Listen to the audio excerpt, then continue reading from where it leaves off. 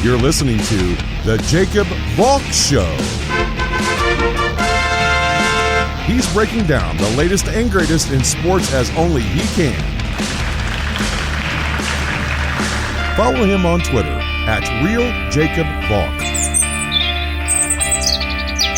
Here he is,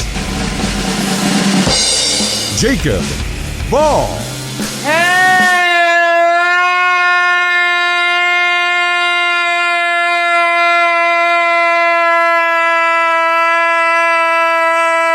Hello, sports fans.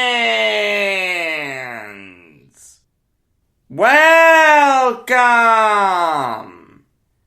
to another edition of the Jacob Valk Show. I am Jacob Valk. And believe it or not, I'm actually going to start with hockey. There's a lot to talk about in the NHL. We're nearing the end of the regular season. The playoffs are right around the corner. There's nothing better than playoff hockey. It's the best playoffs in sports. I'm ready for it. I'll start by breaking down yesterday's game between the Maple Leafs and Jets. Earlier this week, I said that the Leafs needed to roll with Jack Campbell. I think he's earned the right to be the starting goalie. I think he's by far and away the best goalie on the Leafs. He started yesterday, and the Leafs won 5-3. Was it the best game I've ever seen from Jack Campbell? The answer is no. But he is now 12-2-1. He made 34 saves against a really, really good Jets team. He shut the door when he needed to. I know that Frederik Andersen is working his way back from long-term injured reserve, but that doesn't matter to me. Going forward, Jack Campbell needs to be the starter of the goalies to appear in a game for the Leafs this year. Anderson, Campbell, Michael Hutchinson, and David Rittich. Only Campbell and Hutchinson have save percentages above .900. That's the bare minimum of what you need to be successful as a goalie in the NHL. The other goalie is Michael Hutchinson, but I understand if you don't want to roll with Hutchinson. The Avalanche tried it last year. It worked for a few games. Then the magic came to an end. I understand not rolling with him. Should he be the third string goalie going forward? The answer is yes, I would prefer him to David Rittich. But if you want to have Frederik Andersen as the backup, I'm okay with that. The point is, Jack Campbell needs to start. Out of all 5 goalies to appear in a game for the Leafs this year, he has the lowest GAA at 2.30. I mean, let me tell you, Frederik Andersen's a free agent at the end of the year. Same thing with David Rittich. The Leafs are in a little bit of cap trouble. Do you want to spend a bunch of money on Frederik Andersen? Or do you want to roll with Campbell going forward and sign a backup goalie? I'd roll with Campbell. I think he's earned it. I don't know what more he needs to do. He stopped Toronto's 5-game losing streak. And that was an important game yesterday. If the Jets won in regulation, they would have been only 2 points behind the Leafs for first place in the North Division. So in the most important game that the Leafs have played all season, Campbell steps up and makes 34 saves. That's impressive. I don't like giving up 3 goals, but again, he shut the door when he needed to. And I'm not overlooking the Leafs' offense. They chased Connor Hellebuck from the game. Mitch Marner had 3 points. So did Austin Matthews. Everyone got on the score sheet who needed to get on the score sheet for the Leafs. This was a very convincing win. They needed it. What's the number one thing they say that you need in order to be successful in the Stanley Cup playoffs? A hot goalie. The Leafs have that goalie right now in Campbell. You've got to ride him going forward. Look, if the playoffs get underway and Campbell is folding like a cheap suit, then go with Anderson, go with Hutchinson, go with Rittich. I'm okay with that.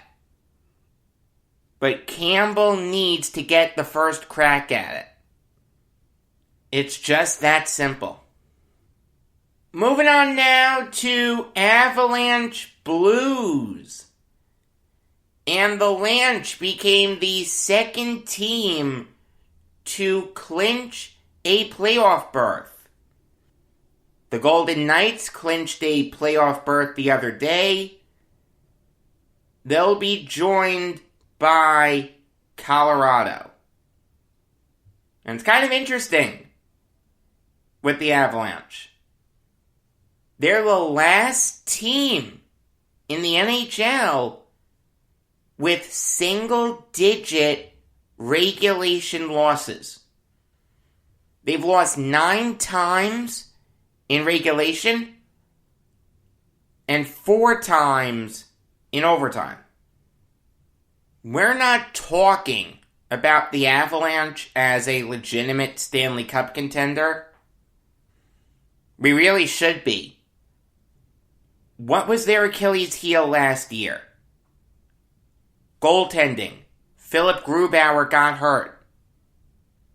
I understand that Grubauer is out now because he has the coronavirus, but when he comes back, it's like you're putting Patrick Waugh in net.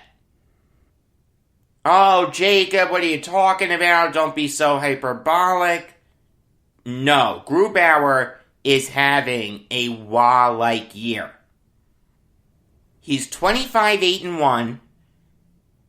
He has a .92 save percentage and a 2 GAA. That's it. Just 2. Of all the goalies in the NHL to play at least 20 games, Grubauer is leading the league in GAA.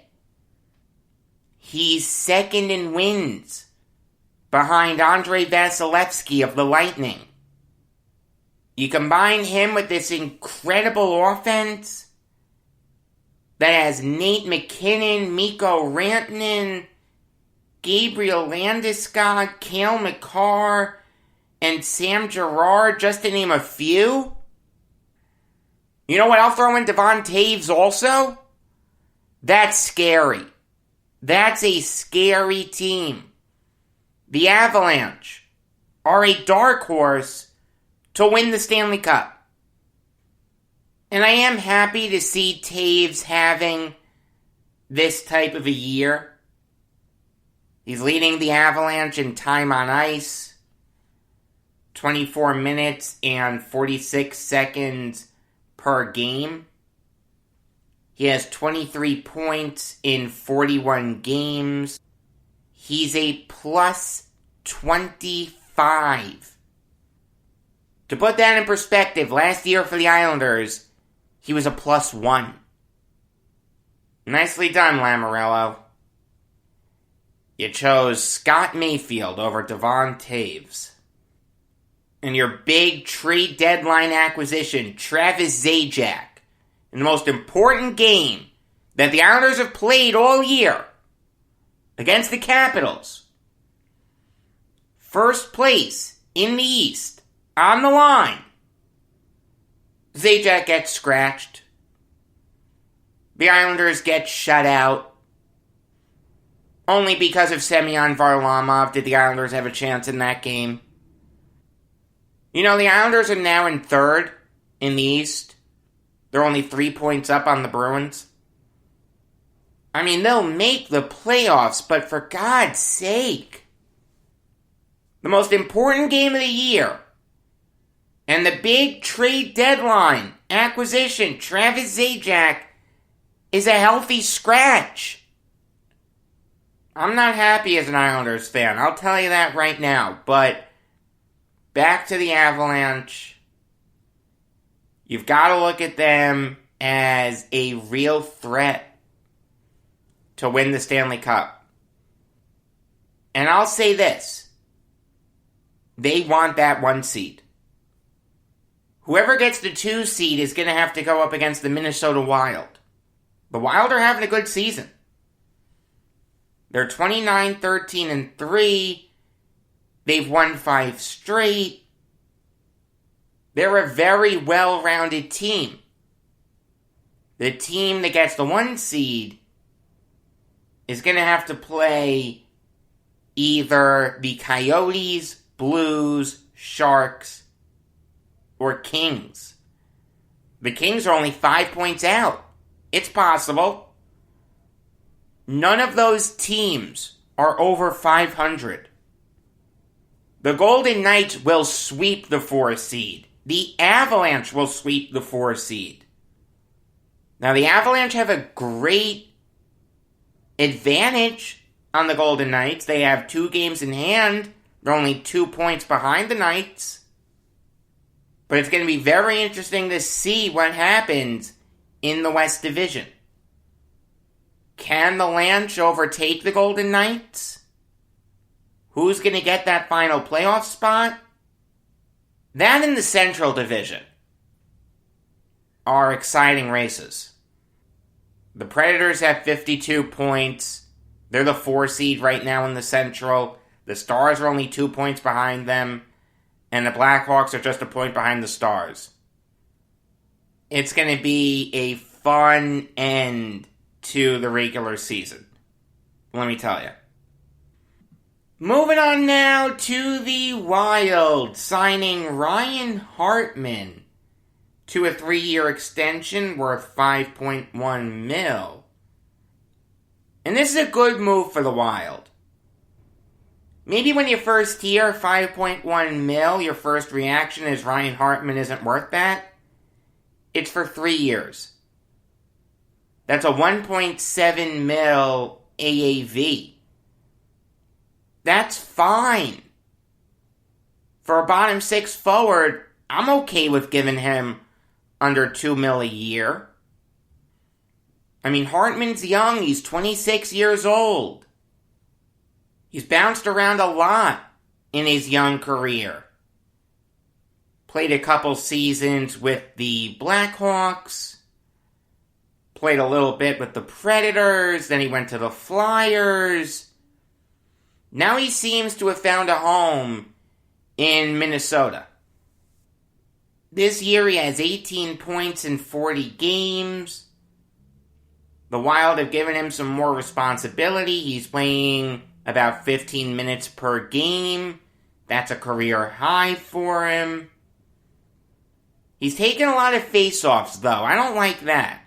He's never been a good face-off taker. I don't know why Dean Evison is doing that, but locking up Hartman makes sense. He's young. He's putting together a good season. He deserves the sense of knowing where him and his family are going to be for the foreseeable future. There's a role for him in the NHL. He's a good bottom six forward.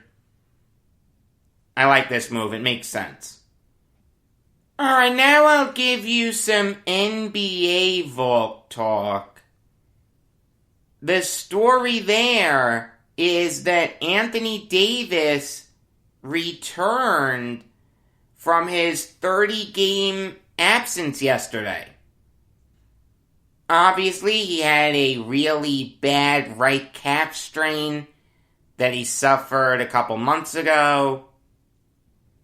Without him and LeBron, the Lakers have, I don't know if struggled is the right word. They're still firmly in the playoffs. They're the 5 seed right now.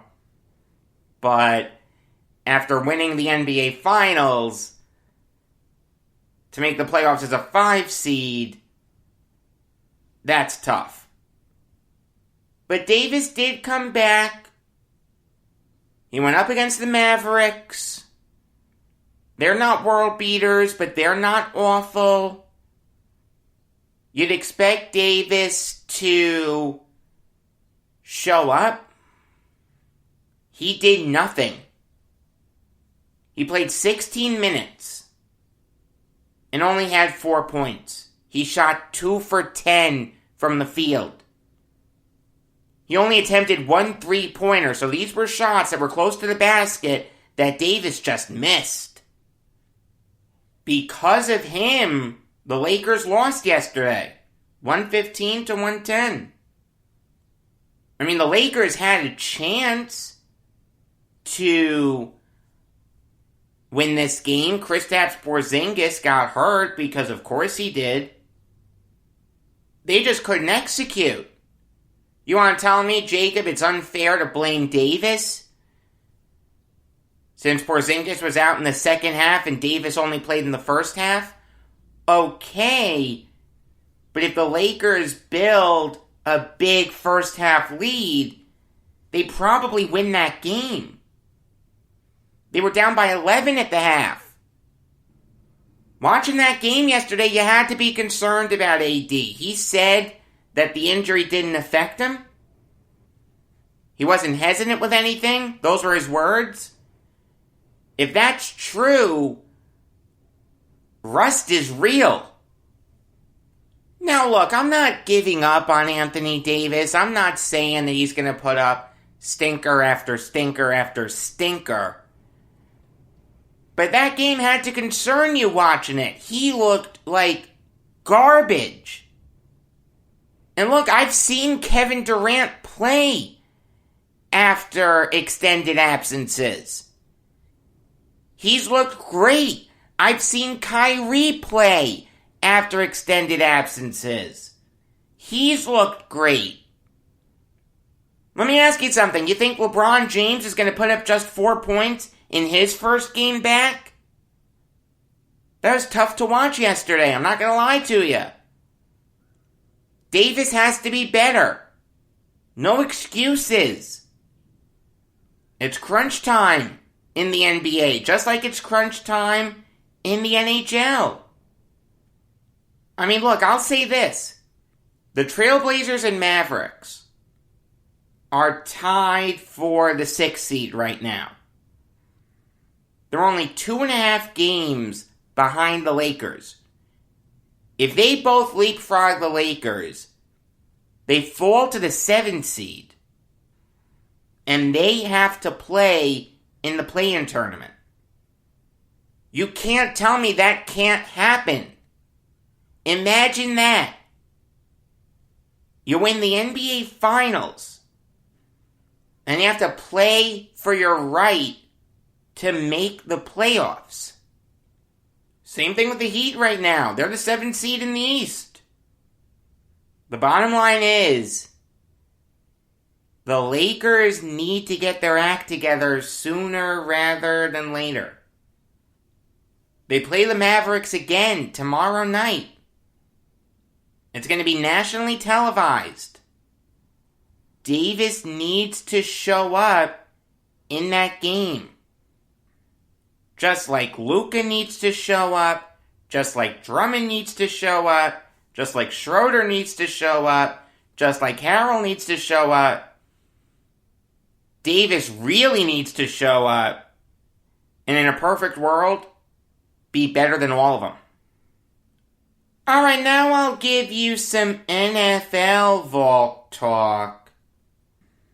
And the story there is that Maurice Hurst and Arden Key are teammates again. As you know, they were both cut by the Raiders a couple days ago.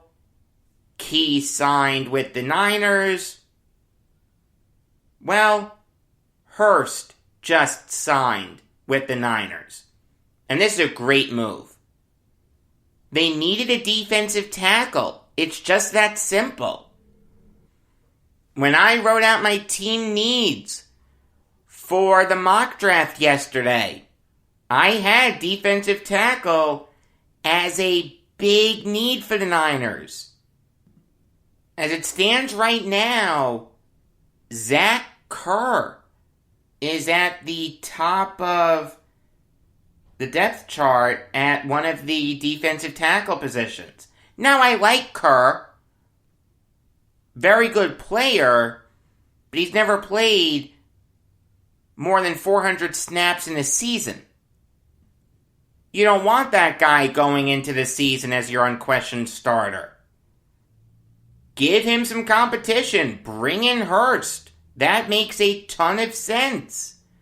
According to Pro Football Focus, Hurst was the best Raider in terms of overall grade on defense. He had a 77.9 overall grade. He's gotten better year after year after year. I don't know what the Raiders are doing in getting rid of all their players.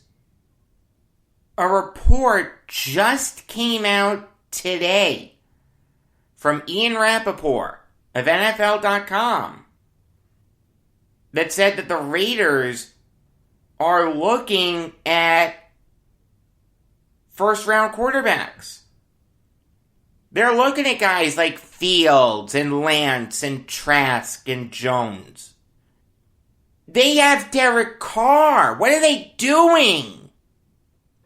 So let me get this straight. You have a really good quarterback in Derek Carr, and you're going to replace him as opposed to filling the glaring need that you have at offensive tackle, the glaring need that you have in the defensive backfield. You know what, you can throw offensive guard in there too. I don't get it. I don't understand what the Raiders are doing. I'll repeat what I said yesterday. At some point, John Gruden needs to win. He's got to show some results. I like Gruden. I like Mayock. I'm not giving up on him. But this is tough for me to get behind. I commend the Niners for taking advantage of the Raiders' stupidity. They filled a need at defensive tackle. You know that they love having a great defensive line. They're going to have it again next year, especially with Nick Bosa coming back. Great job by the Niners. I'll close this show out by amending something that I thought I was done with. And I don't want to say that I'm upset that I'm amending it, but this is the kind of thing that I should have gotten right on the first try. But to quote a song, I'm only human after all, don't put the blame on me. It's time to revive decades of dumbass decisions.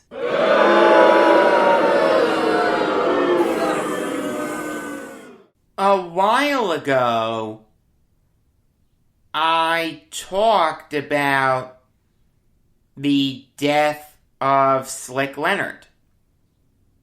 And just to give you the Cliff Notes version, he won 3 ABA titles with the Pacers. One of those titles came in 1972 when the Pacers beat the Nets in 6 games. It was the first ABA Finals that the Nets made.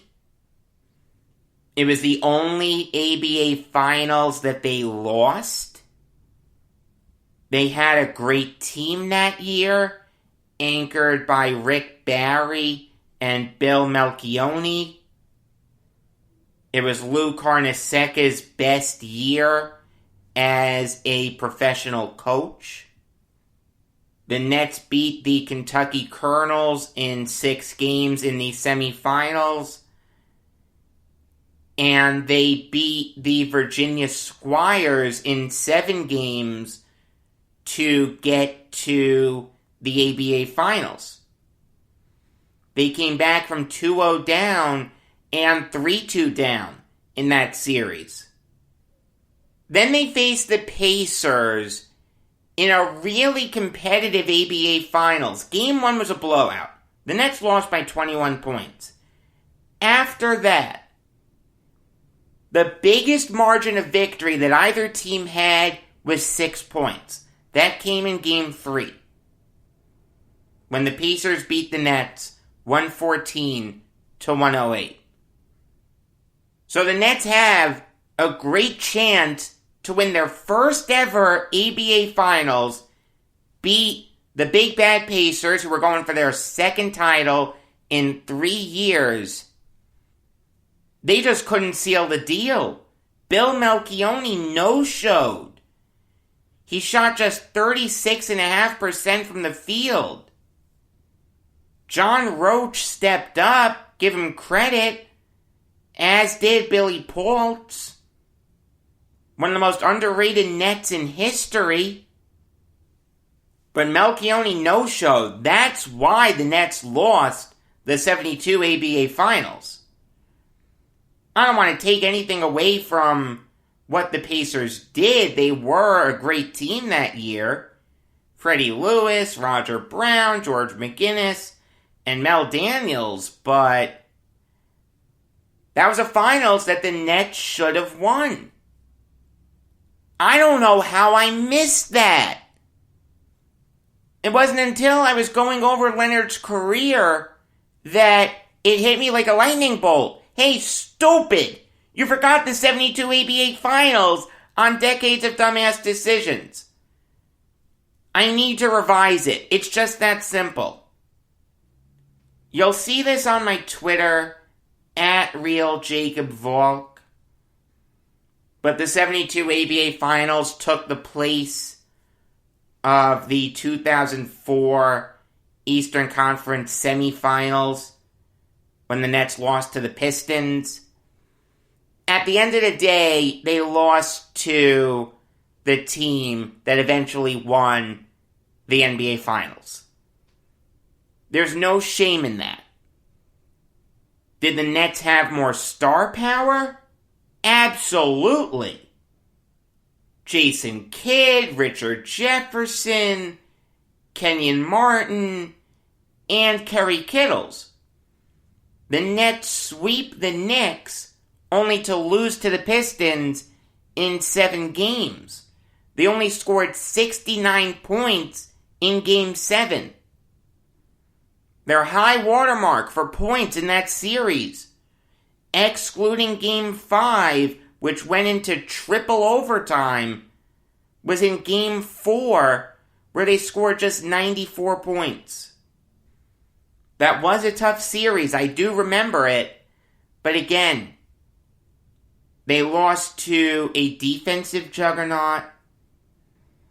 They got shut down by guys like Richard Hamilton, Chauncey Billups, Rasheed Wallace, Ben Wallace, and Tayshaun Prince. The Pistons did that all throughout the 04 playoffs. They did it to the Bucks, they did it to the Pacers, and they definitely did it to the Lakers. If I seeded this by order of magnitude, that would have been the 16 seed, but it was alphabetical. So I didn't have to move too much around. The 72 ABA Finals usurp the 04 Eastern Conference semifinals in the bracket, and it beats the trade of Richard Jefferson. As bad as the Jefferson trade was, giving him away for Bobby Simmons and Yi Jianlian, you lose games in the ABA Finals that you have a great chance of winning. And you see your second best player no-show. We killed Paul George for his performance in the bubble last year. We would have killed Bill Melchione for no-showing in the ABA Finals the same way. As bad as trading RJ was, the 72 ABA Finals is worse. Then it goes up against the Julius Erving trade. The Julius Erving trade was worse. You have to trade him, in essence, to buy yourself a spot in the NBA. I understand that, but the Nets really suffered without him, and Irving went on to dominate with the Sixers. So that's the big change to Decades of Dumbass Decisions. I will say, though, I did change around the Yankee portion just a little bit. For clarity's sake, I changed Jay Buhner trade to trading Jay Buhner. Because Jay Buhner was not a Yankee draft pick. He was actually picked by the Pirates. First he was picked by the Braves, he didn't sign with them. Then he was picked by the Pirates. The Pirates traded him along with Dale Berra and Alfonso Pulido to the Yankees for Tim Foley, Steve Kemp, and cash. That's how the Yankees got Buhner. They didn't draft him. Then we all know the story. Buhner only plays 32 games for the Yankees before he gets traded to the Mariners for Ken Phelps. Buhner goes on to be an integral part of the 90s Mariners. Ken Phelps does absolutely nothing with the Yankees. Very funny Seinfeld clip. We all know that. So I did change Jay Buhner trade to trading Jay Buhner. What that meant was some seeds got rearranged. Remember, it was alphabetical. So Buhner was the 10 seed. He moved down to the 15 seed. So did this result in different matchups? The answer is yes, but the victors didn't change. Just the first round changed, not the second round. Again, the only reason I did that was for clarity's sake and to be a little more correct. Did I need to do it? The answer is no. But since I was revising it anyway for the 72 ABA Finals, I figured I'd make the Buhner change also. The completed bracket is on my Twitter, @RealJacobValk. Brooklyn Nets show comes your way on Monday night. Thursday morning, you're going to get a New York Jets draft preview. I'm going to tell you what the Jets should use all their picks on in a perfect world. Regular episodes of The Jacob Valk Show come your way every weekday afternoon. Until next time, I am Jacob Valk saying that pigeons have roosted on Ron Say for at least 2 years.